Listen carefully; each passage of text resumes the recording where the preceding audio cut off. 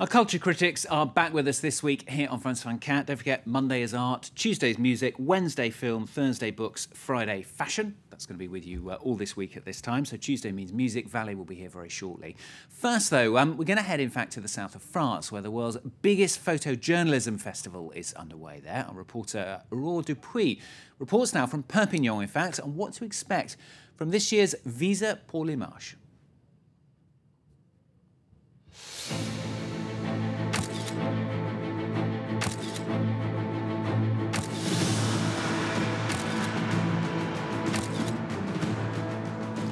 Snapshots, art, emotions, some of the world's top photojournalists are gathered here in Perpignan for this 24th edition of Visa pour l'Image Festival. On the menu, there are more than 30 exhibitions and projections that retrace those 12 months of news. Photographs ranging from the bloody war in Syria to the economic turmoil in Greece and to even some more unusual stories, including the voodoo cult in Benin. All right, let's take a peek at some of these photographs.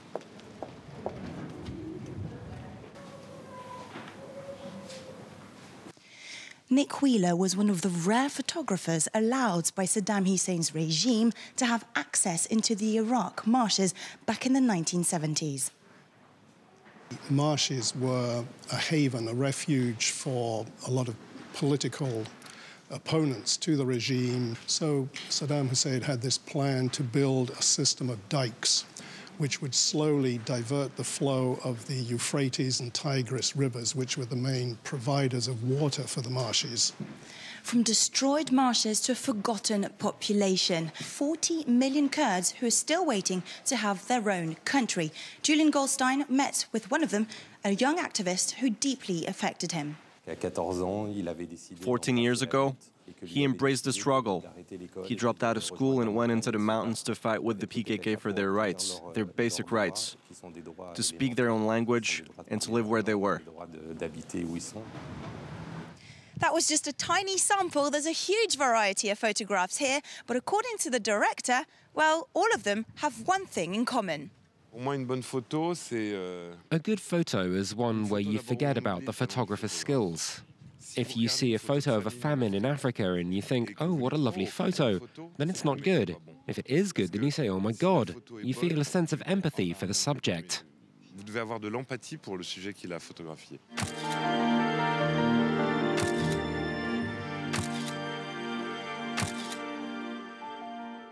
Yeah, Aurore Dupuis there in Perpignan. Some amazing photos as well, weren't there? Now, summer coming to an end, here in Europe anyway, and what could be better to lift one's spirits than music? And before talking about two new releases, Valley joining us. She wants to pay homage to start off with for lyricist Hal David, who died this weekend in Los Angeles at the age of 91. Welcome back to you after the summer break. How are you, Stuart? Not too bad. We're surviving. We're surviving. Hal David was part of one of the most important songwriting teams of popular music. With his partner Burt Bacharach, he penned some of the most beloved songs of the 20th century. Raindrops Keep Falling in My Head from Butch Cassidy and the Sundance Kid, What's New Pussycat, Tom Jones, Close to You by the Carpenters. I bet you remember those songs. And of course, a slew of hits for Dionne Warwick, like I Say a Little Prayer, Do You Know the Way to San Jose, or Anyone Who Has a Heart. Hal and Bacharach met in New York at the Brill Building in the end of the 50s. The Brill Building was in the famous historical neighborhood called Tin Pan Alley. It was famous for housing the music industry and lots of other singer-songwriters, Lieber and Stoller, Goffin and King. It was literally a factory of music, and some of the most popular American songs that were known around the world were written there. And it was while writing for Warwick that Hal and David and Burt Bacharach took off in 1962. Let's have a look at Dionne Warwick. It was in 1964, filmed on the top of the Radio France building in Paris, Walk On By. If you see me walking down the street and I start to cry each time we meet, walk on by, walk on by, make believe that you don't see the tears, just let me grieve in private, 'cause each time I see you, I break down and cry. No, great. What a fantastic That's a great scenario as song. well. Oh, I Brilliant, know. Brilliant, brilliant. Dionne Warwick, of course, singing Hal David and Burt Bacharach. Valley, we're going to stay in the 60s, in fact. A box set just been released on Universal. It's called The Kinks at the BBC. This box set is a collection of TV and radio shows that were taped by the band at the venerated BBC between 1964 and 1994. The Kinks emerged in the beginning of the 60s in Great Britain alongside of other groups like the Beatles, the Rolling Stones, or the Animals. They were all inspired by American rhythm and blues singers. The movement was literally called the British Blues Explosion. These bands covered the UK and later invaded America. There it was dubbed the British Invasion. At least it was a second British invasion. The Kinks, like the Beatles, didn't just play covers of their idols. They wrote their own songs. Singer Ray Davies was one of the most prolific writers of his generation. He was a born storyteller, dotted with an incredible sense of humor. His songs were often social commentary, such as Ape Man or Dedicated Follower of Fashion. Here we can see You Really Got Me, that inspired the punk and new wave movements. And his melodies can still bring tears to our eyes. Waterloo Sunset, Tired of Waiting, See My Friends. I love this group.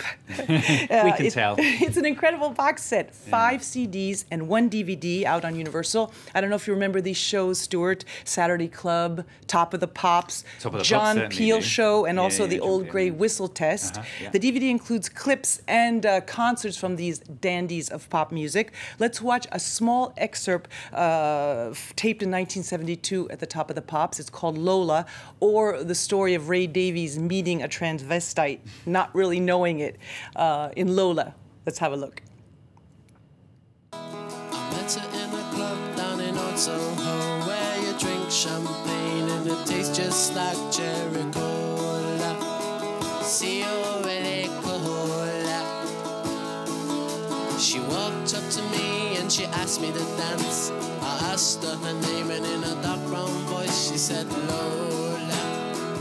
Hello, hello, Lola. La la la la Lola.